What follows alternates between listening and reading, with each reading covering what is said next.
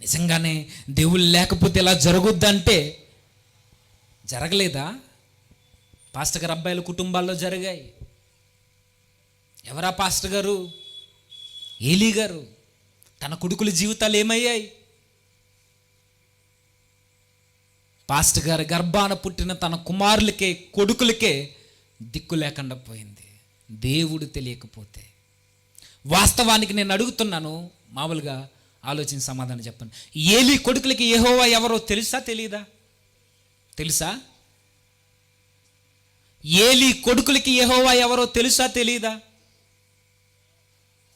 ఒకసారి చూడండి, సమూయేలు గ్రంథం, మొదటి సమూయేలు గ్రంథం 2వ అధ్యాయం. మొదటి సమూయేలు గ్రంథం 2వ అధ్యాయం 12వ వచనం. ఏలీ కుమారులు యెహోవాను ఎరుగని వారే మిక్కిలి దుర్మార్గులై. ఏలీ కుమారులకి యెహోవా తెలుసా అంటే మనకు తెలిసినట్టు తెలుసు, మన కొడుకులకి తెలిసినట్టు తెలుసు. సేమ్ ఈరోజు క్రిస్టియానిటీకి క్రీస్తు ఎవరో తెలుసు, పేరుకి నామకార్థంగా తెలుసు. సంఘం అంటే ఏంటో తెలుసు, అక్కడ దేవుని మాటలు వినబడతాయని తెలుసు. ఈరోజు మనకి ఎలా తెలుసో ఏలీ కుమారులకు కూడా అలానే తెలుసు. కానీ ప్రభు అంటున్నాడు, అలా తెలిస్తే దేవుడు తెలిసినట్టు కాదు, ఏలీ కుమారులకు అసలు దేవుడు ఎవరో తెలియదు. దేవుడు ఎవరో తెలియకపోతే ఇంకేమవుద్దని అంటే విగ్రహారాధనకి నిలయమే కాదు, వారి బ్రతుకులని దుర్మార్గత ఏలుద్దట. ఏలీ కొడుకులకి కుమారులకి యెహోవా అంటే ఎవరో తెలియకపోతే వారి జీవితాల్లో వారు దుర్మార్గులై ఉండిరి. అంటే దేవుడు తెలియకపోతే జీవితాలు ఏమవుతాయి? దుర్మార్గతకి నిలయమవుతాయి. వారికి ఏమీ తెలియదుక, వారు ఏం చేస్తున్నారో ఆలోచించరు. ఇది తప్పు, ఇది మంచి, ఇది చెడు, ఏది వివేచన చేయరు. దుర్మార్గమైన పనిని ప్రతి పనిలో వాళ్ళు వేలు పెడతారు. ఈరోజు ప్రతి గొడవకి ఈరోజు కాళ్ళు ఎగరేసుకుని పోవడానికి కారణం ఏంటి? దేవుడు తెలిస్తే పోడు. ఈరోజు బాటిల్ మీద బాటిల్ ఎత్తేస్తున్నాడు, ఇది ఆరోగ్యానికి మంచిది కాదు అని వివేచించలేకపోవడానికి కారణం ఏంటి? దేవుడు ఎవరో తెలియదు. దేవుడు ఎవరో తెలిస్తే ఏది మంచి, ఏది చెడు, ఏది దేవునికి దగ్గర చేసేది, ఏది నా బ్రతుకుని బాగు చేసేది, ఏది నా కుటుంబాన్ని కట్టేది, ఏది మమ్మల్ని కాపాడేదని ప్రతీది వివేచిస్తాడు. ఈ వివేచన జ్ఞానం ఎందుకు కోల్పోతాడని అంటే ఏలీ కొడుకులను చూస్తే అర్థమవుతుంది, దేవుణ్ణి ఎరగకపోతే దుర్మార్గత మన జీవితాలను ఏలుద్ది. పాస్టర్ గారు అబ్బాయిల జీవితాలను ఏలింది ఆ రోజు, సేవకుల కొడుకుల జీవితాలని దుర్మార్గత ఏలింది. ఈరోజు మన తల్లిదండ్రులు సేవకులు కాదు, పెద్ద విశ్వాసులు కూడా కాదు, చెప్పుకోదగ్గ విశ్వాసులు కాదు. మన జీవితాలను ఏలదా దుర్మార్గత, మన జీవితాలను ఏలదా చీకటి సంబంధమైన ఆత్మ, మన జీవితాలను ఏలదా ఈ చెడు వ్యసనాలు? ఖచ్చితంగా ఏలుతుంది. అదే చెబుతున్నాడు. ఆ రోజు ఆ ఇశ్రాయేలీలకి దేవుడు ఎవరో తెలియకపోతే ఎంత దుర్మార్గత ఏలితే, దేవుని ఎరిగిన కుమారుడు కూడా ఉన్నాడు, ఆయనకి దేవుని విలువ తెలుసు. దేవుణ్ణి ఎరగకపోతే ఏమేం జరుగుతాయో మనం చూసాం. దేవుణ్ణి ఎరిగితే ఎలా ఉంటుందో యెహోషువ జీవితాన్ని చూడు, అర్థమవుద్ది స్పష్టంగా. మీకు ఆయన జీవితం మీకు తెలుసో లేదో నాకు తెలియదు, కానీ టూకీగా అవుట్లైన్స్ మాట్లాడుకోగలిగితే మీరు యెహోషువ జీవితాన్ని అదే దేవుణ్ణి నమ్ముకున్న ఇశ్రాయేలీయుల జీవితాన్ని మీరు కంపేర్ చేసి చదవండి బైబిల్ని. యెహోషువ ఎంత గొప్పోడు మీకు అర్థమవుతుంది. ఒకే దేవుణ్ణి నమ్మిన, ఏక దేవుణ్ణి నమ్మిన ఏక సమాజంలో యెహోషువని ఒక పక్కన పెట్టు, సమాజం అంతని ఒక పక్కన నిలబెట్టు, దేవుణ్ణి ఎవరు ఎక్కువగా ఇష్టపడిన వారు ఎవరున్నారో నీకు అర్థమవుద్ది. ఈ ఇరువురు మధ్య యెహోషువ, ఈ సమాజం, ఈ ఇరువురు మధ్య యెహోషువ దేవునికి ఇచ్చిన ఇంపార్టెన్స్ ఏంటో నీకు అర్థమవుద్ది. ఆయన కొరకు తన ప్రాణాలకి తెగించి ఎలా పోరాడాడో మీకు అర్థమవుద్ది. యెహోషువ గారు ఉన్నంత కాలం సమాజం బాగోడానికి కారణం ఆయన చెప్పేవాడే కాదైనా చేసేవాడైనా, ఆయన చెప్పుకుంటూ తిరిగేవాడే కాదైనా చేసేవాడు, బ్రతికేవాడు, మాదిరి చూపేవాడైనా. ఆయనకి తెలుసు, ప్రతీది తెలుసు. దేవుని పక్షాన నిలబడకపోతే కుటుంబాలు ఎలా విచ్ఛిన్నమవుతాయో తెలుసు ఆయనకి. దేవుడు కుటుంబాల్లో లేకపోతే బ్రతుకులు యథా చిందరవందరైపోతాయో యెహోషువ గారికి స్పష్టంగా తెలుసు. అందుకే ఆయన నిర్ణయాలు మీరు చూడండి. ఆయన ఎక్కువ ఎవరితో గడిపేవాడు? మోషేతో సహవాసంలో ఉంటూ దేవుని సహవాసంలోనికి వెళ్ళేవాడు. మోషే గారు కొండ మీదకి వెళితే ఈయన కూడా కొండ ఎక్కేవాడు. మోషే గారు 40 దినాల ఉపవాసం ఉంటే నేను అంటాను యెహోషువ గారు కూడా 40 దినాల ఉపవాసం ఉన్నాడు కొండ మీద. సామాన్యుడు కాదు, ఆయనకి తెలుసు ఆ విలువ.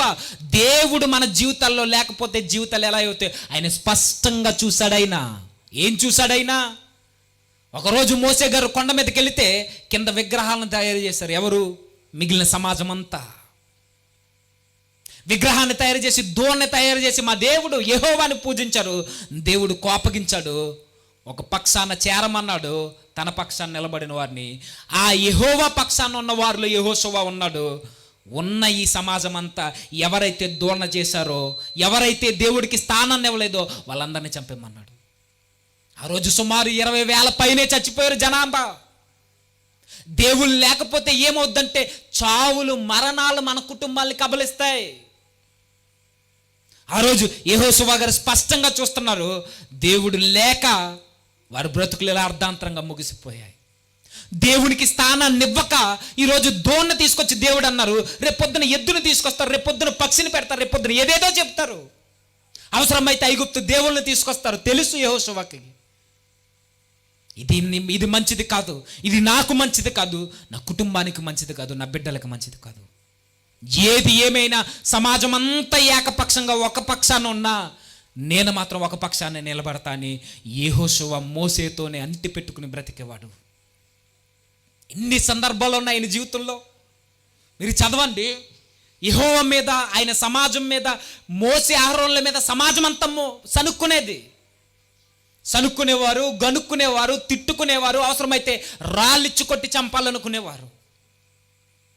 కానీ అలా సనుక్కున్న వారిలో, అలా తిరగబడిన వారిలో, అలా దేవునికి వ్యతిరేకంగా వారి బుద్ధిని కనపరుస్తున్న వారిలో ఏ రోజు అయినా యెహోషువ గారు వారి పక్షాన ఉన్నట్టు మనం చదువుతామా?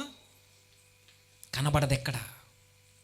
ఒకానొక రోజు కనబడుతుంది కనాను భూభాగం. ఆ కనాను భూభాగం కనబడుతున్నప్పుడు మోషే అహరోనులు 12 మంది వేగుల వారిని పంపించాడు, చూసిరండి అని. అందులో వెళ్ళిన వారిలో యెహోషువ, కాలేబులు ఉన్నారు. వెళ్ళారు, చూశారు. ఆ సస్య శ్యామలమైన పాలు తేనెలు ప్రవహించే అంత సమృద్ధి కలిగిన భూభాగాన్ని చూశారు. చాలా బాగుంది అనుకున్నారు, వచ్చేసారు. వచ్చేసిన తర్వాత మనకు తెలుసు, వెళ్ళిన 10 మందిలో, క్షమించండి 12 మందిలో 10 మంది మోసే దగ్గరికి వచ్చి, మమ్మల్ని చంపేద్దాం అనుకుంటున్నావా మోసే? ఐగుప్తు నుండి మమ్మల్ని తీసుకొచ్చి ఆ కనాను భూభాగంలో ఉన్న ఆ దేహదారుఢ్యం కలిగిన వారి ముందు మనల్ని పెట్టి మా బిడ్డల్ని, మా భార్యల్ని, మా కూతుర్ని, కొడుకుల్ని కత్తివాత చేద్దాం అనుకుంటున్నావా? ఇది నీకేమన్నా న్యాయమా? మేము ఐగుప్తుకు వెళ్ళిపోతామన్నారు. వారు చాలా ఎత్తున్నారు మోసే, వారు చాలా బలంగా ఉన్నారు. వారి దృష్టిలకి మేము మిడతల వాళ్ళే కనబడుతున్నాము. మమ్మల్ని చంపడానికి ఇక్కడికి తోడుకుని వచ్చావా? సనుక్కున్నారు, మోసే మీద తిరగబడ్డారు. ఆఖరికి మోసే గారు సాష్టాంగపడేలా చేశారు. మోసే అహరోనుల ఆ సందర్భంలో వీళ్ళందరూ వ్యతిరేకం అయిపోయినప్పుడు జనులందరూ గోల పెట్టి కేకలేసి ఏడుస్తున్నారట, రొమ్ములు బాదుకుంటూ, మేము చచ్చిపోతాం చచ్చిపోతాం చచ్చిపోతామని. మమ్మల్ని అంతికే తీసుకొచ్చావని సమాజం అంతా మోసే అహరోనులకి వ్యతిరేకమైపోతే ఒకే ఒక్కడు యెహోషువ మాత్రం మోసే పక్షాన, దేవుని పక్షాన నిలబడి చెబుతున్నాడు. ఆ రోజు అందరూ సైలెంట్ అవ్వండి, దేవుడు మనల్ని ఆ భూభాగానికి నడిపిస్తాడు. ఇంత విశ్వాసం మోసే గారిలో మనకు కనబడడానికి కారణం ఏంటో చెప్పనా? ఆ అమోరీయుల దగ్గర, మోయాబీయుల దగ్గర, అక్కడున్న నివసించే ఆ కనాను జాతీయుల దగ్గర దేవుడు లేడు. మన దగ్గర మనల్ని నడిపించే దేవుడు మనతోడున్నాడు. మీరు బలాఢ్యులని చూస్తున్నారే, దేహదారుఢ్యం గలవారని చూస్తున్నారే, మనల్ని మిడతలు అంటున్నారే, జ్ఞాపకం లేదా మీకు? ఎర్ర సముద్రాన్ని పాయలు చేసి మనల్ని నడిపించిన ప్రభు యొక్క కార్యం మీకు జ్ఞాపకం లేదా? ఆకలేస్తుంది, ఆహారం కావాలి అని అంటే, మాంసం కావాలని అంటే ఆకాశ గుప్పిళ్ళు విప్పి మన కొరకు మన్నాను కురిపించిన దేవుని శక్తి మీకు జ్ఞాపకం లేదా? పూరేళ్లను మన పాలెముల ముందు వాలింపజేసి మన కడుపులు నింపిన మన దేవుని యొక్క అద్భుత కార్యం మీకు జ్ఞాపకం లేదా? మనం నడుచుకుంటూ వస్తున్నప్పుడు ఎన్నో జాతుల్ని మనం జయించుకుంటూ వచ్చాం. ఆ జాతుల మీద విజయాన్ని ఇచ్చిన ప్రభు యొక్క శూరత్వం లేదా ఆయన యొక్క బలం మీకు జ్ఞాపకం లేదా? దేవుడు లేనోడిని పట్టుకుని మీరు గొప్ప చేస్తున్నారే. దేవుడు మనతో ఉంటే మనం దేనిని జయించలేము. ఎర్ర సముద్రమే ఆవిరైపోయి ఆరిన నేలను మనకి ద్వారాలను చేసి చూపించిందే మార్గాన్ని. ఆ దేవుని యొక్క శూర కార్యాలు మీరు మర్చిపోయారా? దేవుడు ఉన్నాడు మన సమాజంలో అని మీరు మర్చిపోయారా? దేవుడు మనతో ఉంటే ఎలాంటి కార్యాలు చూస్తామన్నది మీరు మర్చిపోయారా? ఆ రోజు లక్షల కాల్బలానికి, లక్షల మందికి వ్యతిరేకంగా దేవునికి సపోర్ట్గా, క్షమించండి, దేవుని పక్షాన నిలబడి మోసే కొరకు, దేవుని కొరకు ఆ రోజు యెహోషువ గారు ప్రాణాలకి తెగించి నిలబడి చెబుతున్న మాటలు, దేవుడు మనతో ఉన్నాడు, మీరేం భయపడొద్దని. మోసే యెహోషువ గారికి తెలుసు దేవుడు మన పక్షాన్నుంటే మన జీవితంలో ఎలాంటి కార్యాలు జరుగుతాయో జ్ఞాపకం చేసుకోండి అని చెప్పాడు. ఇవన్నీ యెహోషువ గారికి తెలుసు. తెలియని అమాయకులు ఎవరైనా ఉన్నారంటే ఆ రోజు ఇశ్రాయేలు సమాజం, ఈరోజు మనకందరూ కావాలి, అన్నీ కావాలి, మనకు సౌలభ్యం కావాలి. దేవుడు మాత్రం మనకు అవసరం లేదు. దేవుడు లేకపోతే, నేను చెప్తున్నాను, దేవుడు అనే ఒక కళ్ళు మన జీవితాలు లేకపోతే ఆ రోజు ఇశ్రాయేలీలు భయానికి గురయ్యారు. ఈరోజు మనం కూడా భయపడుతున్నామని అంటే కారణం దేవుడు లేడు. శ్రమలను చూసి బెంబేలెత్తిపోతున్నాం, కష్టాలను చూసి చచ్చిపోవాలనుకుంటున్నాం, ఇబ్బందులను చూసి ఎక్కడికో పోవాలనుకుంటున్నాం, ఏవేవో చేసుకోవాలనుకుంటున్నాం. కారణం నేను చెబుతున్నాను, దేవుడు మన జీవితాల్లో లేక. అదే దేహం ఉన్న వారిని, అదే బలవంతులు యెహోషువ చూశాడు, కానీ బెదిరిపోలా. కారణం దేవుడు తన జీవితంలో ఉన్నాడు. దేవుడుంటే ధైర్యం ఉంటుంది, దేవుడుంటే భయానికి తావులేదు, దేవుడుంటే విగ్రహాలు మన జీవితంలోనికి రావు, దయ్యాలు తెచ్చేసి కూర్చోవు.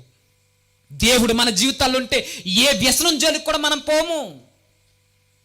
ఆ రోజు భయపడ్డారు ఇశ్రాయేలీలందరూ. దేవుని పక్షాన నిలబడ్డాడు. మోసే అలా సాష్టాంగ పడ్డం చూడలేక సమాజం చంపేస్తాదని తెలిసిన యెహోషువ ప్రాణాలకి తెగించి నిలబడి అంటున్నాడు, నేను దేవుని పక్షాన నిలబడ్డాను, దేవుడు మన తోడున్నాడు, మీరేం భయపడకండి అంటాడు. సంఖ్యాకాండం మీరు చదవండి వెళ్ళిన తర్వాత. ఇంత ధైర్యం యెహోషువ గారికి ఎలా వచ్చిందంటే ఆయనకి తెలుసు దేవుడు మన బ్రతుకుల్లో ఉంటే మనం దేన్నైనా జయించగలమని. ఎన్నో కార్యాలను చూశాడైనా, ఎన్నో అద్భుతాలు చేశాడైనా. ఇశ్రాయేలు సమాజం పలు సార్లు, అనేక మార్లు దేవునికి వ్యతిరేకమైన దేవుని పక్షాన్ని నిలబడ్డాడు. దేవుని యొక్క గొప్పతనం తెలిసిన వ్యక్తి కాబట్టి. చివరగా ముగించే ముందుగా ఆయన దేవుని పక్షాన్ని నిలబడితే యొర్దాను నదిని పాయలు చేశాడు. ఆయన దేవుని పక్షాన నిలబడి సూర్యచంద్రులను ఆపేశాడు. ఆయన దేవుని పక్షాన నిలబడి కనానీయులను జయించాడు. ఆయన దేవుని పక్షాన నిలబడి సమర్థవంతమైన నాయకుడ ఇశ్రాయేలీని పాలస్తీనా భూభాగానికి చేర్చాడు. దేవుని పక్షాన నిలబడి ఎన్నో అద్భుతాలను చేశాడు దేవుణ్ణి కలిగిన యెహోషువ. ఆయన చివరి జీవితంలో ఇక చనిపోయే ముందు, ఇప్పుడు మనం చదువుకున్న ఈ అధ్యాయాలకి ముందు అధ్యాయాలు యెహోషువ గ్రంథం 24వ అధ్యాయం ముగిస్తాను. ఇక యెహోషువ గ్రంథం 24వ అధ్యాయం మొదటి వచనం. యెహోషువ ఇశ్రాయేలీల గోత్రములలోని వారందరినీ షెకెములో పోగు చేసి వారి పెద్దలను, వారి ప్రధానులను, వారి న్యాయాధిపతులను, వారి నాయకులను పిలిపింపగా వారు వచ్చి దేవుని సన్నిధిని నిలిచిరి. పాలస్తీనా భూభాగంలో అడుగు పెట్టేశారు. చీట్లేసి ఎవరి భూభాగాలను వారికి పనిచేశాడు. భారంతో, బాధ్యత కలిగి, భయపడకుండా ధైర్యం తెచ్చుకుని దేవుని పక్షాన నిలబడి దేవుడు తోడును కోరుకుని వచ్చిన యెహోషువ ఈ జనులందరినీ పిలిచాడు. సుమారుగా 20 లక్షల మందిని అందరినీ పిలిచాడు. పెద్దల్ని పిలిచాడు, న్యాయాధిపతులను పిలిచాడు, అందరినీ పిలిచాడు. అందరిని ఇలా సమాజంలో నిలబెట్టాడు. ఆయన నిలబడి మాట్లాడుతున్నాడు. ఆయన చెప్పడం స్టార్ట్ చేశాడు. చెబుతూ ఆయన ప్రారంభించాడు అబ్రహాము దగ్గర నుండి. ఇదిగో ఇశ్రాయేలీలారా, నేను ఒక మాట చెప్తున్నాను మీకు. అబ్రహామును ఒకసారి జ్ఞాపకం చేసుకోండి. అబ్రహామును పిలిచిన దేవుడు, తన ప్రేమించిన దేవుడు తనకి ఇస్సాకును సంతానంగా ఇచ్చాడు. ఇస్సాకు ద్వారా యాకోబునిచ్చాడు, యాకోబు ద్వారా మనల్ని కలుగజేసుకున్నాడు. మనల్ని కలుగజేసిన తర్వాత మన సరిహద్దులు విశాలమయ్యే సమయానికి ఐగుప్తు దేశంలోనికి మనం బానిసలుగా వెళ్ళిపోయాం. వారి చరిత్రనే వారికి జ్ఞాపకం చేస్తున్నాడు. మనం ఐగుప్తులోనికి బానిసలుగా వెళ్ళిపోయాం. ఆ టైంలో దేవుడు మనల్ని జ్ఞాపకం చేసుకున్నాడు. ఆయన మెయిన్ మోటోలో ఉన్న పాయింట్ ఏంటో మీరు అబ్జర్వ్ చేయండి. దేవుడు దేవుడు దేవుడు దేవుడు దేవుడు మన కొరకు ఏ కార్యాలు చేశాడో ప్రతీదీ వివరించడం మొదలుపెట్టాడు. అబ్రహాము దగ్గర మొదలుపెట్టిన ఆయన ఐగుప్తు వరకు తీసుకొచ్చాడు. దేవుడు మనల్ని జ్ఞాపకం చేసుకుని రక్షకుని మన కొరకు పుట్టించాడు. ఆయనే మోషే. మోసే ద్వారా మనల్ని బయటికి రప్పించాడు. మనల్ని బయటికి రప్పించడానికి ఆయన ఎన్నో అద్భుతాలు చేశాడు, ఎన్నో సూచక్రియలు చేశాడు, ఎన్నో మహత్కార్యాలు, ఆశ్చర్య కార్యాలు చేశాడు. మీకు తెలుసు కదా, ఎర్ర సముద్రాన్ని పాయలు చేశాడు. అధ్యాయంలో అదే చెప్తాడు. ఎర్ర సముద్రాన్ని పాయలు చేశాడు, బండని చీల్చాడు, ఐగుప్తీయుల తొలి సంతానాన్ని నాశనం చేశాడు, ఐగుప్తీయుల మీదకి వారి దేవుళ్ళ మీదకి తీర్పులను రప్పించాడు, ఎన్నో కార్యాలను చేసి ఐగుప్తు నుండి మిమ్మల్ని తీసుకొచ్చాడు. ఇలా వస్తున్న ఈ మార్గం మధ్యంలో ఎందరో మనల్ని చంపాలని చూశారు, కానీ మన దేవుడు మనల్ని కాపాడాడు. అమోరీల చేతుల నుండి మనల్ని విడిపించాడు, యెబూసీయుల చేతుల నుండి మనల్ని విడిపించాడు, ఎందరో రాజ్యాల నుండి మనల్ని విడిపించాడు, చివరికి బాలాకు నుండి కూడా మనల్ని విడిపించాడు. బిలాము చేసిన తప్పుడు బోధకు ప్రతిగా దేవుడు ఎప్పుడు మనల్ని వదలలేదు, మన పక్షాన్నే ఉన్నాడు. అయితే ఆయన మనకు చేసిన వాగ్దాన భూమిలోనికి మనం వచ్చేసాం. మీకు ఈ చరిత్ర అంతా జ్ఞాపకం ఉంది కదా. అందరూ ఆలోచించండి. ఇప్పుడు నేను మీకు ముందు ఒక సవాల్ని పెడుతున్నా. మీరు స్వచ్ఛందంగా ఎన్నుకోవచ్చు ఏదైనా. మీరు ఏదైనా మీ ఇష్టమే. దేవుడిచ్చిన వాగ్దానాన్ని ఆయన నెరవేర్చేశాడు. ఇప్పుడు మీకు సుఖ సంతోషభరితమైన జీవితంలోనికి మిమ్మల్ని రప్పించేశాడు. ఇక మీరు పాలస్తీనా ప్రాంతంలో ఉన్నారు, మీకు ఏ అడ్డంకులు లేవు, మీరు ఎవ్వరికి బానిసలు కారు. ఇప్పుడు మీకు స్వేచ్ఛ స్వతంత్రం ఉంది. అయితే నేను ఒకటి చెప్పదలుచుకున్నాను, అది మీ ఒపీనియన్కి వదిలేస్తున్నాను నేనని. ఇప్పటి వరకు దేవుడు మనల్ని కాపాడాడు కదా. ఈ దారిలో వస్తున్నప్పుడు అమోరీల దేవతలు మనకు కనబడ్డాయి. ఇంతకుముందు మన పితరులు ఐగుప్తు దేవుల్ని సేవించారు. ఇంతకుముందు మన పితరులు విగ్రహాలను సేవించారు, వాటికి బలులు వేశారు, వాటిని పూజించారు. అయితే ఇప్పుడు నేను చెప్పదలుచుకున్నది ఏంటంటే, మీరేం చేస్తారనంటే, ఒక పక్కన దేవుడు ఉన్నాడు, మరొక పక్కన మన పితరులు సేవించిన దేవుళ్ళు ఉన్నారు, పిలువబడుతున్న వారు దేవతలు. మీరు ఎవరిని ఎన్నుకుంటారో మీ ఇష్టం అన్నాడు. ఆ రోజు డైరెక్ట్గా ఓపెన్గా చెప్పేశాడు ఆయన, మీ నిర్ణయం మీదే. దేవుడా, మన పితరులు సేవించిన ఈ విగ్రహాల దేవుడు కావాలంటే మీరు అబ్జర్వ్ చేయండి. ఇప్పటివరకు మీకు చెప్పాను, దేవుడు తోడుంటే ఎన్నో కార్యాలను చూసాం మనం, ఎన్నో అద్భుతాలను చూశారు. ఈ దేవుణ్ణి నమ్ముకున్న తర్వాత మన పితరులు దేవుని చేతిలో ఎలా చచ్చిపోయారో కూడా చూశారు. దేవుడు తోడుంటే ఏం జరిగిందో చెప్పిన ఈయనే దేవుడు తోడు లేకపోతే ఏం జరుగుద్దో కూడా చెప్పాడు ఆయన. దేవుడు తోడు లేని అమోరీయులు మనకు బానిసలయ్యారు. దేవుడు తోడు లేని ఈ కనాను ఈ భూభాగంలో నివసించి ఈ అన్ని జనులు మనకు బానిసలయ్యారు. దేవుడు మన చేతికి అప్పగించాడు. ఇప్పుడు మీ ముందు పెడుతున్నాను, నిర్ణయం మీదే. దేవుడు కావాలంటే కోరుకోండి, జీవితాలు బాగుంటే. లేదు మాకు ఇదే కావాలనుకుంటారా, కోరుకోండి. కానీ నేనైతే ఒకటి తేల్చి చెబుతున్నానని చెబుతున్నాడు. ఇది 24వ అధ్యాయం 15వ వచనం. యెహోవాను సేవించుట మీ దృష్టికి కీడని తోచిన ఎడల మీరు ఎవరిని సేవించెదరో, నది అద్దరిని పితరులు సేవించిన దేవతలను సేవించెదరో, అమోరీల దేశములో మీరు నివసించుచున్నారే వారి దేవతలను సేవించెదరో, నేడు మీరే కోరుకోండి. వారి ముందు పెట్టేశాడు ఓపెన్గా, యెహోవాని సేవించండి అని చెప్పాడు. ఒకవేళ ఆ దేవుణ్ణి నమ్ముకోవడం మీకు ఇబ్బంది అయితే, ఆ దేవుణ్ణి నమ్ముకుంటే పాపం మానేయాలి, ఆ దేవుణ్ణి నమ్ముకుంటే వ్యభిచారాలు మానేయాలి, ఆ దేవుణ్ణి నమ్ముకుంటే ప్రతిదీ చూడడానికి అవకాశం లేదు, ఆ దేవుణ్ణి నమ్ముకుంటే నీ తిరుగుళ్ళు మానేయాలి, ఆ దేవుణ్ణి నమ్ముకుంటే పరిశుద్ధతను అలంకారంగా ధరించుకోవాలి. ఏం చేస్తారు? ఈ దేవుణ్ణి నమ్ముకుని స్థిరపడతారా? లేదు ఈ దేవీ దేవతలు నమ్ముకుని ఈ దేవుడు వద్దని. ఈ దేవీ దేవతలు అనగానే మీరు విగ్రహాల కోసం మాట్లాడుతున్నాను అనుకోకండి. దేవుడు కానిది ఎప్పుడూ దయ్యమే. ఈ దయ్యాల జోలికి పోతే జీవితాలు ఎలా ఉంటాయని అంటే, మీరు ఆనందించవచ్చు, సంతోషించవచ్చు, తాగొచ్చు, తిరగొచ్చు, చిందులు వేయచ్చు, ఏదైనా చేయొచ్చు, మీ ఇష్టం వచ్చినట్టు ప్రవర్తించవచ్చు. కానీ దేవుడు తోడుంటే మాత్రం, దేవుడు కావాలంటే మాత్రం ఇవన్నీ వద్దనుకోవాలి. ఏం చేస్తారని అడిగాడు. అమోరీల దేవతలు కావాలా, దయ్యాలు కావాలా, లేదా దేవుడు కావాలా? రెండింటి మధ్యన పెట్టాడు. ఎవరిని సేవిస్తారని వారికి వదిలేశాడు. మీరెవరిని సేవింప కోరినను నేనును నా ఇంటి వారును యెహోవానే సేవించేదాం. జనులందరికీ, ఆ 20 లక్షల మంది జనులందరికీ, క్షమించండి ఎంతమందో నేను చెప్పలేను లెక్క, సుమారుగా ఈ లక్షల మందికి 2 ఆప్షన్లు ఇచ్చాడు. తన కుటుంబానికి మాత్రం ఏ ఆప్షన్ లేదు. జనులందరికీ 2 ఆప్షన్లు ఉన్నాయి. ఇదా దేవుడా దయ్యమా? పరిశుద్ధమైన జీవితమా, అపవిత్రతతో ఏదైనా చేసే వెసులుబాట? ఏదైనా మీ ఇష్టమే, నేను చెప్పాల్సింది చెప్పాను. కానీ నా కుటుంబానికి 2 ఆప్షన్లు లేవు. ఎందుకు అని అంటే, దేవుడు లేకపోతే నా కుటుంబం ఏమవుద్దో నాకు తెలుసు. దేవుడు లేకపోతే నా బిడ్డల పరిస్థితి ఏమవుద్దో నాకు తెలుసు. దేవుడు లేని ఐగుప్తీయుల జీవితాలు ఏమయ్యాయో నాకు తెలుసు. దేవుడు లేని అమోరీల జీవితాలు ఏమయ్యాయో నాకు తెలుసు. దేవుడు లేని కనానీయుల బ్రతుకులు ఏమయ్యాయో నాకు తెలుసు. అలాంటి దౌర్భాగ్యమైన స్థితి నాకొద్దు. నాకు 2 ఆప్షన్లు లేవు. నాకున్నది ఒకటే, అది ఏకైక మార్గం, దేవుని సేవిస్తాం.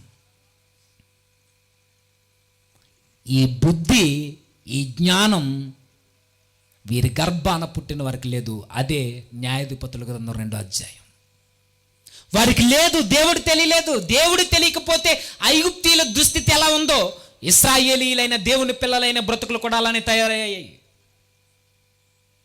కనానీయులు, అమోరీయులు, పెరిజ్జీలు, హిత్తీయులు, అక్కడ చెబుతున్న ఆ గిర్గషీలు, హివ్వీలు, హెబూసీలు, వీళ్ళందరి బ్రతుకులు ఏమయ్యాయో ఇశ్రాయేలీయుల బ్రతుకులు అదే అయ్యాయి.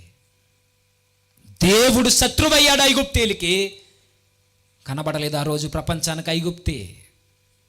దేవుడు శత్రువయ్యాడు అమోరీయులకి, పెరిజ్జీలకి, కనానీలకి, ఆ జాతులకి, వారి దుర్మార్గ చర్యలను బట్టి. మీరు అనుకోవచ్చు, దేవుడు అన్ని జనులు ఎందుకు చంపమన్నాడండి? ఊరకే చంపమంటాడా దేవుడు? ఇది పెద్ద ప్రశ్నలాగా. విగ్రహాలను పూజించే వాళ్ళని చంపేమన్నాడు మీ దేవుడు? బైబిల్ దేవుడేనా?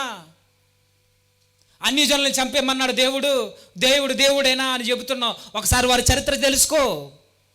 దేవుడు ఊరకే ఒక కార్యం జరిగిస్తున్నాడంటే, ఒక నిర్ణయానికి వచ్చాడంటే ఊరకే రాడైనా. ఒకసారి చదువు. అమోరీలు ఎలాంటోళ్ళో, ఐగుప్తీలు ఎలాంటోళ్ళో, కనానీలు ఎలాంటోళ్ళో, పెరిజ్జీలు ఎలాంటోళ్ళో, అక్కడ ఉన్న హిత్తీలు ఎలాంటోళ్ళో చదువు ఒకసారి చరిత్ర. గర్భాన పుట్టిన పిల్లల్ని తీసుకెళ్లి విగ్రహాలకు బలిచ్చేవారు. బతకనిస్తావా? నీ గర్భాన పుట్టిన నీ కొడుకుని తీసుకెళ్లి విగ్రహాలకు బలిస్తే నువ్వు ఊరుకుంటావా చూస్తూ? గర్భఫలం దేవుడిచ్చే బహుమానం అయితే, ఆ బహుమానాలను దయ్యాలకు బలిగా ఇస్తే, అగ్నిగుండాలను దాటిస్తే చూస్తూ ఊరుకుంటావా? విచ్చలవిడితనంగా, వావి వరుసలు లేకుండా, వ్యభిచారాల్లో కొట్టుమిట్టాడుతూ ప్రతి దానికి, కనబడిన ప్రతి దానికి మొక్కితే ఊరుకుంటారా? చదువు ఒకసారి, చదవు. జ్ఞానం తెలియదు, బైబిల్ ఏముందో తెలియదు, అమోరీలు తెలియదు, కనానీలు తెలియదు, వారి చరిత్ర తెలియదు, వాళ్ళ సంస్కృతి తెలియదు. దేవుడు చంపేమన్నాడు. దేవుడు ఊరకే ఎవరి మీద ఆయన రియాక్ట్ అవ్వడైనా. చదువు, ఎంత క్రూరమైన వాళ్ళు చదువు. మలమల మండుతున్న అగ్నిగుండంలోనికి పిల్లల్ని ఇసిరేసేవారు. ఆ విగ్రహాల చేతుల్లో మరుగుతున్న ఆ వేడి కలిగిన, ఆ రాగితో చేయబడిన, ఆ ఇత్తడితో చేయబడిన విగ్రహాల ఆకారాల చేతుల్లో బిడ్డలను పెట్టేసేవారు. ఆ బిడ్డల యొక్క శబ్దాలు వినబడకుండా కింద వాయిద్యాలు వాయిస్తూ ఆ పిల్లల కేకలు వినబడకుండా వీళ్ళు ఆనందింపబడేవారు. పంటలు పండుతాయని బిడ్డలు ఇచ్చేసేవారు. ఇలాంటి వాళ్ళని తీసుకొచ్చి దేవుడు చెప్పాడు, ఇలాంటి సంస్కృతి వల్ల ఎందుకు వచ్చిందంటే దేవుడు వారి జీవితాల్లో లేడు కాబట్టి. నేను వాస్తవం చెప్తున్నానండి. ఈరోజు మన కొడుకుల జీవితాల్లో దేవుడు లేకపోతే ఇలాంటి పరిస్థితులు మనం ఎదుర్కోవాల్సి వస్తుంది. ఇప్పుడు కనబడకపోవచ్చు. ఆ రోజు ఆ ఇశ్రాయేలు తరం అనుకోలేదు నా కొడుకులు కూతుర్లు ఎలా తయారవుతారని. వాళ్ళు చనిపోయిన తర్వాత దేవుడు రాయించాడు, వీళ్ళకి దేవుడు తెలియక దేవుని కన్నులు ఎదుటే కీడు చేసి దేవుని చేత దెబ్బలు తిన్నారని. ప్రతి నీచమైన కార్యం మన జీవితాల్లో తాండవం చేస్తుంది. ఎందుకు ఇంత వ్యసనాలకి బానిస అయిపోయింది ఈరోజు యువత? ఎందుకు ప్రతి దానికి మగ్గు చూపుతూ? చాలా దారుణమైన కల్చర్ వచ్చిందండి, చాలా దారుణమైనది. అది రోడ్డు మీద నిలబడి యవనస్తులను పాడు చేస్తున్న స్త్రీలు మనకు కనబడుతున్నారు, లెస్బియన్స్ మనకు కనబడుతున్నారు. ఎవరైతే కొంతమంది, నేను అందరిని అనట్లేదు, ఎవరైతే ఈ రోడ్ల మీద తిరుగుతూ ఈ వ్యభిచారాలకి పాల్పడుతున్నారో, బళ్ళు నాపి, కార్లు నాపి, లారీలు నాపి, ప్రతి గ్రామాల్లో రాకూడని రోగాలు ఈరోజు మన కుటుంబాల్లోనికి వచ్చేసి తెలుసా? ఈ విచ్చలవిడి ఈ వ్యభిచారాలకు అలవాటు పడుతున్న ఈరోజు ఈ ప్రపంచంలో ఇలా ఉండడానికి కారణం దేవుడంటే తెలుసు తప్ప ఆయనకి ఇవ్వాల్సిన ప్రయారిటీ, ప్రాధాన్యత మనం ఇవ్వకపోతే ఇవే జరుగుతాయి. కల్చర్ అంతా రాబోయే తరాల్లో ఇంకా ఇంకా ఇంకా పెట్టలేకపోతుంది. జస్ట్ ఇలా పరిచయం అయితే చాలండి, ఇలా పరిచయం అయితే చాలు. ఇన్స్టాగ్రాముల్లో కానీ, ఫేస్బుక్లో కానీ, వాట్సాప్, ఇలా పరిచయం అయితే చాలు. సిగ్గు లేకుండా మాట్లాడుకుంటుంది ఈరోజు యువత, సిగ్గు లేకుండా. వారు చేసే చీకటి కార్యాల కొరకు మాట్లాడుకుని ఈరోజు ఫేస్బుక్లో, వాట్సాప్లో, ఈరోజు ఇన్స్టాగ్రామ్లో షేర్ చేయడం ఈరోజు ఫ్యాషన్ అయిపోయింది.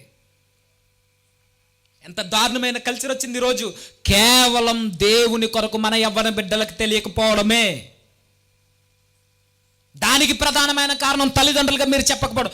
నేను బాగుంటే నా కుటుంబం బాగుంటుంది అనుకోకు, అది వేరే విషయం. అది నువ్వు బాగున్నప్పుడు నీ కుటుంబం కూడా బాగోలేదు. కుటుంబం యావత్తు సంఘానికి రావాలి. అది లేకపోతే ఇలాంటి కార్యాలే చూడాల్సి వస్తుంది. యెహోవా కన్నులు ఎదుట ఈరోజు చేసి ఎన్నో చట్టాలు వస్తున్నాయండి ఈ మధ్య. దేవుని భయం లేక ఆయన చూస్తాడు, ఆయన గద్దిస్తాడు, ఆయన మన మీద కోపపడతాడనే ఈ సెన్స్ లేక ఈరోజు ఎలాంటి తీర్పులు వస్తున్నాయి. పెళ్ళి అయిన తర్వాత కూడా ప్రేమించిన అమ్మాయితో తిరగొచ్చట. చూస్తున్నారో లేదో? ఇప్పుడు చూసిన సీరియల్స్ కాదండి, ఒకసారి చూడండి సమాజంలో ఏం జరుగుతుందో. ఇలా మాట్లాడుకుంటే చాలండి, ఏ రూమ్లో చేట ఓయో రూమ్లో పోతున్నారు. సిగ్గులేని ఏవైతే ఉన్నావో ఈరోజు హోటల్స్ కానీ, లాడ్జ్లు కానీ 18+ ఇయర్స్ ఉంటే ఎవరితో వెళ్ళినా రూమ్ ఇచ్చేస్తారట. కేసులు బుక్ చేయడానికి లేదట ఈరోజు. ఏం నేర్పిస్తుంది సమాజానికి? దేవుడు లేకపోతే ఇలాంటి తీర్పులు వస్తాయి. దేవుడు లేకపోతే ఇలాంటి కార్యాలు మనం ఇంకా చాలా చూడాల్సి ఉంటుంది. దేవుడు ఉండాలి మన బ్రతుకుల్లో. దేవుడు నా కుటుంబాన్ని చూడండి, యెహోషువ కుటుంబాన్ని ఆయన నిర్ణయించుకున్నాడు. నా కుటుంబంలో దేవుడు తప్ప దేనికి స్థానం లేదు. మీకు 2 ఆప్షన్లు ఉన్నాయేమో, నాకు ఒకటే ఆప్షన్, నా దేవుడే నాకు అధికారి. మీకు 2 ఆప్షన్లు ఉన్నాయి, మీకు స్వతంత్రం ఉంది, స్వేచ్ఛ ఉంది, నాకేదీ లేదు. నా స్వేచ్ఛలో, నా స్వతంత్రంలో నేను కోరుకునేది ఏకైక మార్గమైన నా ప్రభు. నా ప్రభు ఉంటే నాకు ఇంకేది అవసరం లేదు. నా ప్రభు ఉంటే ఈ దయ్యాలు నాలోనికి రావు.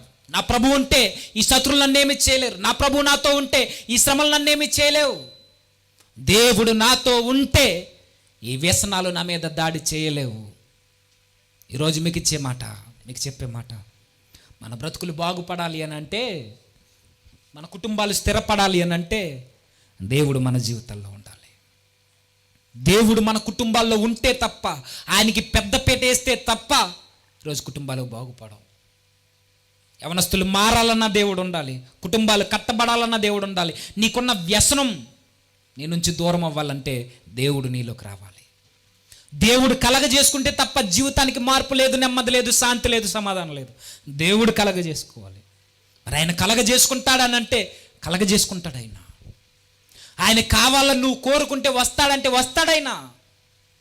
ఇంత దిగజారిపోయి యెహోవా కన్నులు ఎదుటే కీడు చేసిన ఆ తరాన్ని దేవుడు వదిలేశాడు అనుకుంటున్నారా? కోపగించుకున్న ఆయనే మరలా ప్రేమించడం స్టార్ట్ చేశాడు. వీళ్ళకి నేను కాకపోతే ఇంకెవ్వరు లేరు అనుకుని నిర్ణయం తీసుకున్న ప్రభు వారి రక్షణార్థమై వారిని రక్షించడానికి న్యాయాధిపతులను పుట్టించాడట. న్యాయాధిపతుల గ్రంథం 2వ అధ్యాయం ముగిస్తాను. ఇక న్యాయాధిపతుల గ్రంథం 2వ అధ్యాయం 16వ వచనం. ఆ కాలమున యెహోవా వారి కొరకు న్యాయాధిపతులను పుట్టించి దేవుడే మరల వారి జీవితాల్లో కలుగ చేసుకున్నాడు. వారిని రక్షించడానికి న్యాయాధిపతులను పుట్టించాడు అన్యజనుల నుండి. విషయం ఏంటంటే ఈరోజు న్యాయాధిపతులు పుట్టరు. ఎందుకంటే మనల్ని జనుల నుండి కాదు ఈరోజు మనల్ని విడిపించాల్సింది ప్రభువు. ఈరోజు మనల్ని విడిపించాల్సింది శత్రువుల నుండి కాదు, భూభాగాల నుండి కాదు, భౌతికంగా కాదు. ఈరోజు మనల్ని విడిపించాల్సింది ప్రభు. ఈరోజు మనల్ని విడిపించాల్సింది దేవుడు ఈ సాతాను గారి దగ్గర నుండి, ఈ పాపపు సంఖ్యల దగ్గర నుండి, మన బలహీనతల నుండి, మన చూపులు, మాటలు, నడకలు, పడకల దగ్గర నుండి. మరి ఇది విడిపించాలి అని అంటే, దీని నుంచి బయటికి రావాలంటే న్యాయాధిపతులు వస్తే అవదిక, రాజులు వస్తే కాదిక, ప్రవక్తలు వచ్చినా, దీర్ఘదర్శులు వచ్చినా ఎవ్వరు మన పాపం నుండి విమోచించలేరు. న్యాయాధిపతులు వస్తే జనుల నుండి విడిపిస్తారేమో, రాజులు వస్తే ప్రదేశాల నుండి లేదా దేశాల నుండి విడిపిస్తారేమో, శత్రు రాజ్యాల నుండి. కానీ ఇప్పుడు విడిపించాల్సింది దేశాల నుండి కాదు, కానీ మనల్ని పట్టి పీడిస్తున్న మన వ్యసనాల నుండి, ఈ పాపపు సంఖ్యల నుండి, ఈ చీకటి బ్రతుకుల నుండి. మరి ఇది విడిపించాలనంటే ఎవరు వచ్చినా అవ్వదు, దేవుడే రావాలి.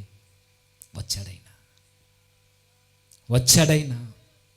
2000 సంవత్సరాల క్రితం భూమి మీద అడుగు పెట్టాడు ఆయన.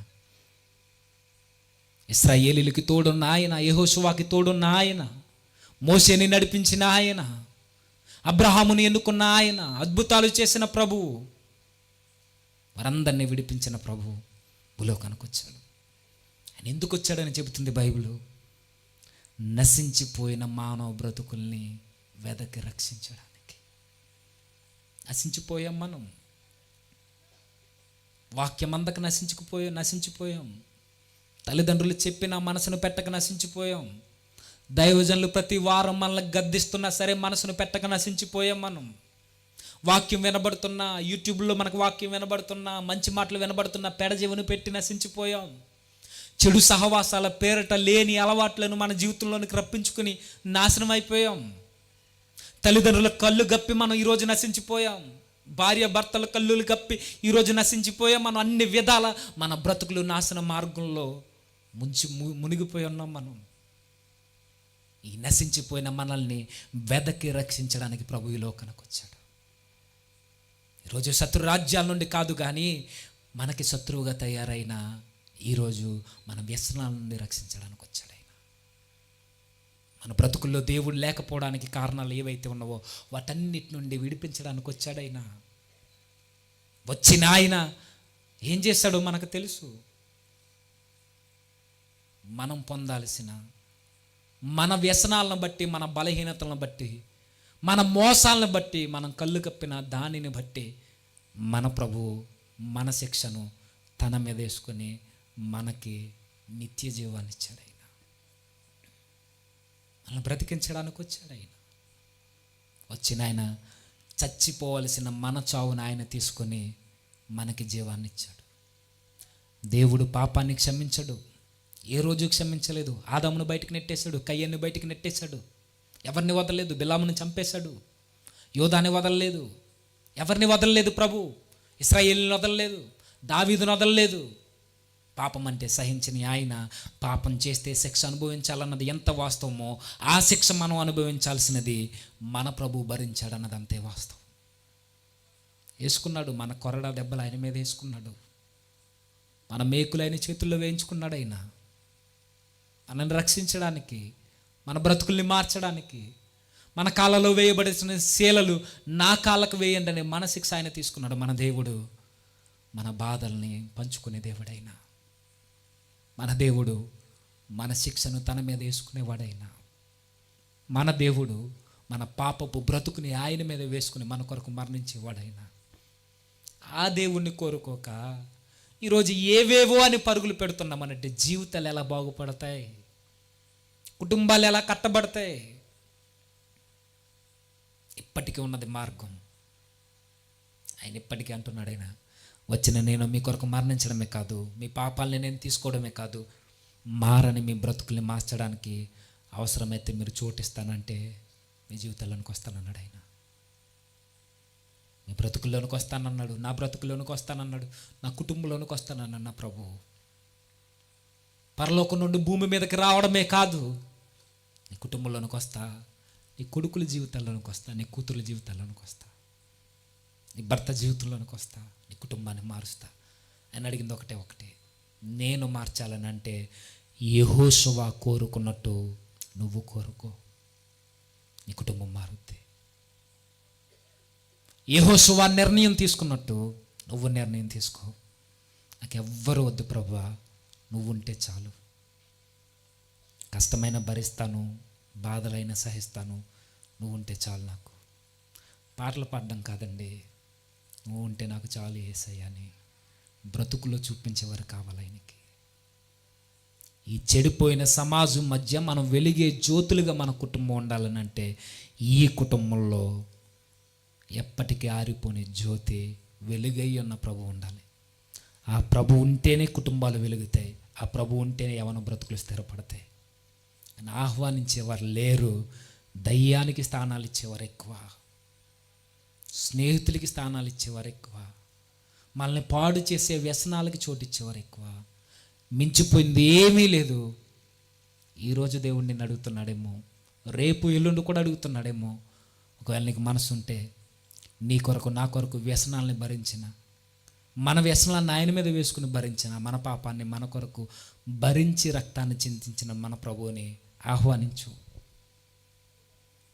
దేవుడు ఉంటే నీ జీవితాలు మారుతాయి. దేవుడు అంటే మీరు అనుకోవచ్చు, దేవుడు ఉంటే ఆస్తులు వస్తాయండి, అంతస్తులు వస్తాయా, మేము భవనాలు కట్టుకోవచ్చా, కార్లు కొనుక్కోవచ్చా అని. అదంతా నేను చెప్పను, వస్తాయో లేదో తర్వాత సంగతి. కానీ దేవుడు మన జీవితాల్లోనికి వస్తే మాత్రం జీవితం మారుద్ది. శాంతి, నెమ్మది, సమాధానంతో జీవితాలు ముందుకెళ్తాయి. దేవుడు మనతో ఉంటే ఏవేవో అద్భుతాలు జరిగిపోతాయి. నేను చెప్పను, జరుగుతాయి కానీ నేను చెప్పలేను. కానీ దేవుడు మనతో ఉంటే ఖచ్చితంగా మన కుటుంబాలు మాత్రం వర్ధిల్లుతాయి. ఈ లోకానికి మన కుటుంబాలు మాత్రం దిక్సూచిగా దేవుడు నిలబెడతాడు. ఇది వాస్తవం, నమ్ముతారో లేదో. కాకపోతే మనం చేయాల్సింది, అందరూ ఏకపక్షంగా దేవుడు వద్దన్నట్టు తిరుగుతున్న అదే గుంపులో ఉన్న యవనస్తుడువైన నువ్వు యెహోషువలా, దేవుడు నాకుంటే చాలు, మీరెవరున్నా లేకున్నా పర్వాలేదని నిర్ణయం తీసుకో. వాళ్ళందరికీ ఒకరోజు దేవుడు నిన్నే వెలుగుగా నిలబెడతాడు. నిన్ను చూసి వారు దేవుని దగ్గరికి వచ్చేలా నిన్నే మాదిరిగా నిలబెట్టి వాడుకుంటాడు. ఈ జీవితం కావాలనంటే ప్రార్థన చేయండి ప్రభువుకి. ఆయన ప్రేమించేవాడు, మన దగ్గరకు వచ్చేవాడు, మన బాధలను పంచుకునేవాడు. ఆయన మనతో ఉంటే ఏదైనా సాధ్యమే. ఈ సీక్రెట్ యెహోషువ గారికి తెలుసు. ఆయనలో ఉన్న ఆనందం ఎక్కడ దొరకదని తెలుసు. మనం ఎక్కడెక్కడో ఆనందాలు ఎత్తుక్కుంటాం, కానీ ఒక్కసారి ప్రభు దగ్గరికి వచ్చి వెతుకు ఆయన దగ్గర ఆనందం. లోకంలో ఉన్న ఆనందం అంతా నీకు ఆనందం అనిపిస్తుంది ఇక. అందుకే బైబిల్లో ఒక మాట ఉంది, యెహోవాను రుచి చూచి తెలుసు. నిజమే, ఆయన ఒక్కసారి ఆయన దగ్గరికి వచ్చి మనం టేస్ట్ చేసామనుకోండి, లోకాన్ని చూడాలనిపించదు ఇక. అది అనుభవిస్తే తెలుస్తుంది. ఒకవేళ ఎప్పటికీ మీ జీవితాలు వ్యసనాలకి బానిసలు అయిపోతే, మీ జీవితాల్లో తీరని ఇబ్బందులు ఏమైనా ఉంటే, లేదా ఏదో ఒక విషయానికి అందరూ బానిసలమే, వయసుతో సంబంధం లేదు, ఎంత బానిసలుగా అయిపోయినా మన బ్రతుకులు మారాలంటే ఇప్పటికీ అవకాశం ఉంది. ప్రభువా, నా జీవితంలోనికి వచ్చాయ్యా, నా కుటుంబంలోనికి రా, నా కొడుకులు మార్చు, నా కూతుర్ని మార్చు, నా భర్తని, నా భార్యని మార్చు, నా తల్లిదండ్రుల్ని మార్చు, నా బంధువర్గాన్ని మార్చు. నువ్వు నాతో ఉంటే చాలు, నేను దేన్నైనా జయిస్తానని ఆయన పిలవండి, ఖచ్చితంగా వస్తాడు. మీరు అనుకోవచ్చు నా జీవితంలోనూ కూడా వస్తాడా ప్రభు అని. వస్తాడైనా, ఖచ్చితంగా వస్తాడైనా. నువ్వెంత తాగుబోతువైనా నువ్వు అడిగితే ప్రభు వచ్చేస్తాడైనా. పరుగున వచ్చేస్తాడైనా. నువ్వెంత వ్యభిచారమైనా నువ్వు అడిగితే వచ్చేస్తాడైనా. మనం ఎలాంటి వాళ్ళమని తెలిసే పరలోకం నుండి వచ్చిన ప్రభువు మన దగ్గరికి రాడా? వస్తాడు ఖచ్చితంగా. నా కుటుంబాన్ని బాగు చేయి, నా బ్రతుకుని కట్టు అని నువ్వు అడుగు, ఖచ్చితంగా వస్తాడు. ఎంత ఘోరమైన తప్పుల్లో మనం ఉన్నా ఒప్పుకుంటే మాత్రం ప్రభు వెంటనే ఇష్టపడతాడండి. కౌగిల్లోనికి తీసుకుంటాడు, ముద్దాడతాడు, ఉంగరాన్ని పెడతాడు, మనల్ని నిత్య జీవానికి తోడుకుని పోతాడు.